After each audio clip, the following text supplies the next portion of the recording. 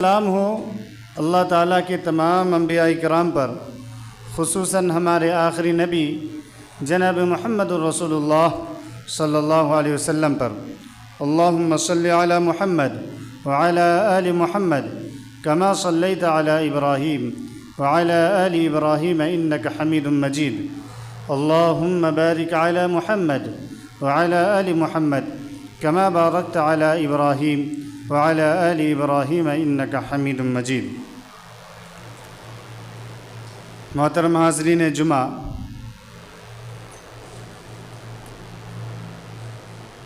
تخلیق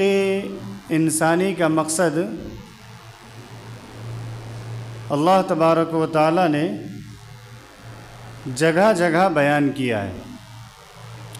اور سب سے مشہور آیت جہاں پر اللہ تبارک و تعالیٰ نے یہ بتلایا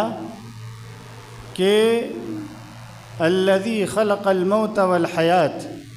لیبلوکم ایکم احسن عملا، کہ اللہ تعالیٰ ہی وہ ذات ہے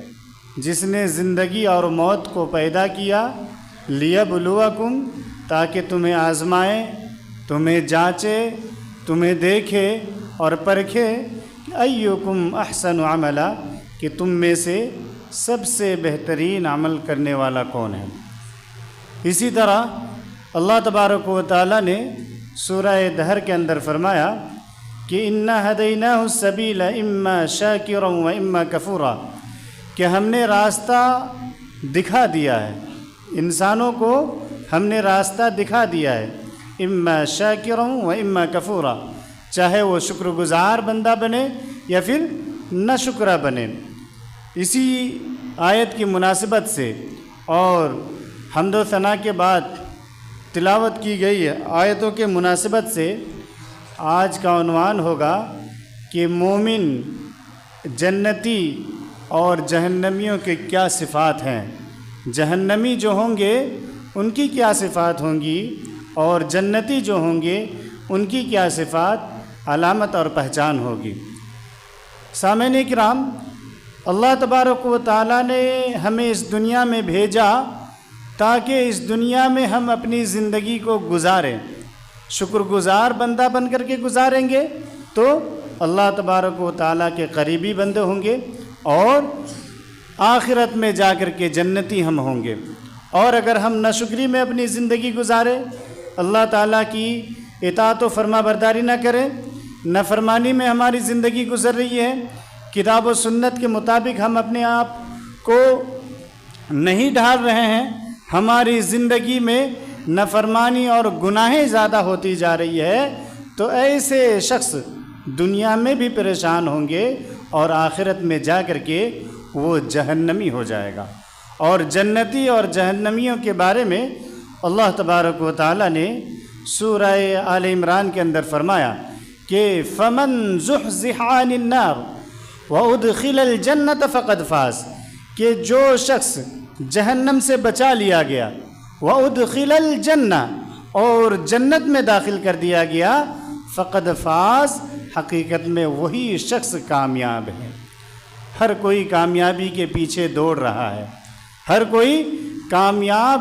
کامیابی کی تلاش میں اپنی زندگی کو لگایا ہوا ہے، صبح سے لے کر کے شام تک، شام سے لے کر کے صبح تک، یعنی 24 گھنٹے کے ہر گھڑی انسان کی یہی سوچ ہے کہ ہم کیسے کامیاب ہو جائیں، کامیابی ہمارے ہاتھ کیسے لگے، ہم اچھے انسان کیسے بن جائیں۔ یہ الگ بات ہے کہ سوچنے کا طریقہ الگ ہے، کوئی سوچتا ہے کہ ہم دنیا میں کیسے کامیاب ہو جائے، اور کوئی سوچتا ہے کہ دنیا اور آخرت میں کیسے کامیاب ہو جائے۔ تو جو شخص دنیا اور آخرت کی کامیابی سوچتا ہے وہ ہوا فقد فاز، کہ وہ اگر جہنم سے بچا لیا گیا، جنت میں داخل کر دیا گیا، وہی کامیاب ہے۔ اور جو صرف دنیا کی کامیابی چاہتا ہے، اسی دنیا میں اپنی مقبولیت چاہتا ہے، اپنے آپ کو اچھا بنانا چاہتا ہے، تو اس کی کامیابی دنیا تک رہے گی، پھر آخرت میں اس کا کوئی حصہ نہیں ہوگا۔ اسی لیے اللہ تبارک و تعالیٰ نے ہم تمام مسلمانوں کو ہمیں یہ حکم دیا کہ ہم کیا کریں؟ جنتیوں والا راستہ اختیار کریں، جنتیوں والے اعمال کریں، وہ اعمال جو ہمیں جنت میں لے کر کے جائے، وہ اعمال جو ہمیں جنت کے راستے پر چلائے، وہ اعمال جو ہمارے جنت کے راستے کو آسان کر دے، وہ اعمال جو صراط مستقیم پر چل رہے ہوں، وہ اعمال جو کتاب و سنت کے اندر بیان کیے گئے ہیں، اگر اس کے مطابق ہم اپنے آپ کو ڈھال لیتے ہیں، اس کے مطابق ہم اپنی زندگی گزار لیتے ہیں، اس کے مطابق ہم عمل کر لیتے ہیں اور اسی پر ڈٹے رہتے ہیں، ثابت قدم رہتے ہیں، تو یہی جنتیوں کی صفات میں شامل ہے۔ اس کے بالمقابل اگر کوئی شخص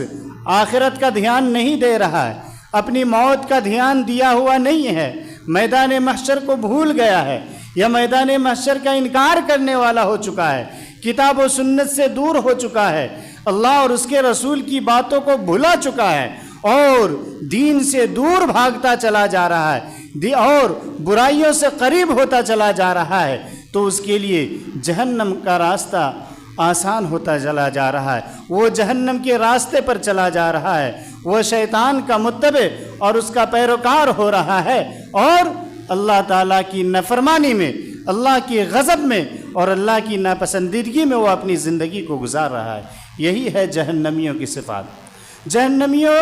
اور جنتیوں کے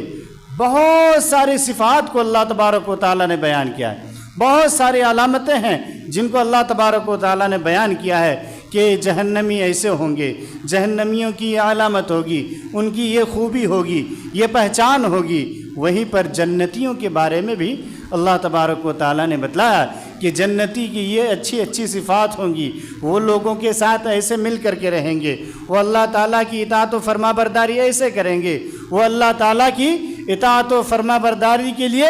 دنیا کو ٹھکرا دیں گے، دنیا کو پیچھے چھوڑ دیں گے اور دین کو سب سے اعلیٰ اور عرفہ بنا کر کے رکھیں گے اور اس کو پکڑ کر کے ثابت قدم رہیں گے۔ سامعین کرام، میں زیادہ صفات کی طرف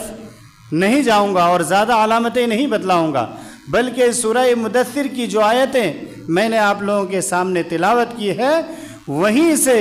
جنتیوں اور جہنمیوں کی صفات کو آپ لوگوں کے سامنے رکھنا چاہتا ہوں تاکہ آپ اپنا فیصلہ کریں کہ کن صفات کے مستحق آپ ہیں یا کون سی صفات آپ کے اندر پائی جاتی ہے۔ اگر جنتیوں کی صفات اور علامتیں آپ کے اندر پائی جاتی ہیں،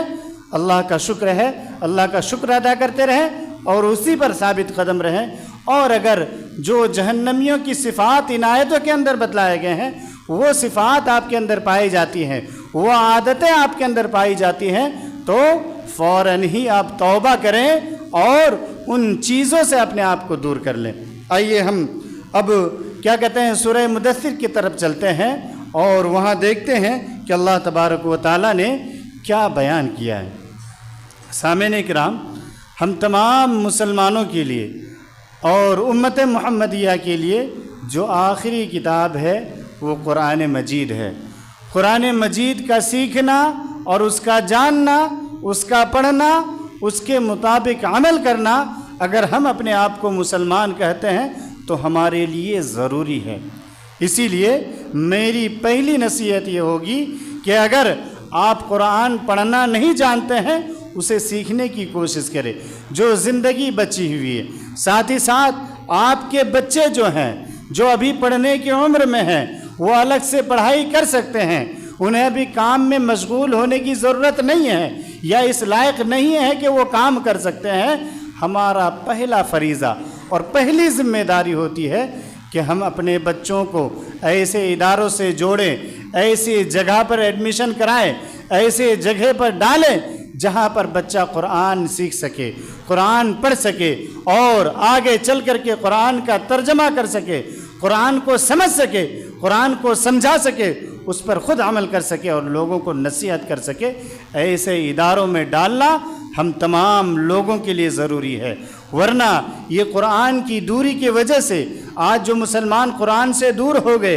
اس کو سمجھ نہیں پاتے ہیں، کچھ لوگ پڑھتے ہیں تو صحیح ڈھنگ سے پڑھ نہیں پاتے ہیں، کچھ لوگ تو پڑھنا ہی نہیں چاہتے ہیں، پڑھنا جانتے ہیں اس کے باوجود، بلکہ قرآن کو سمجھنے سے قاصر رہ جاتے ہیں اور اس سے پیچھے رہتے ہیں کہ سمجھ جائے تو اس پر عمل کرنا پڑے گا۔ افسوس ہوتا ہے کہ ایسے مسلمان بھی پائے جاتے ہیں، اس سے بھی وہ دور رہتے ہیں۔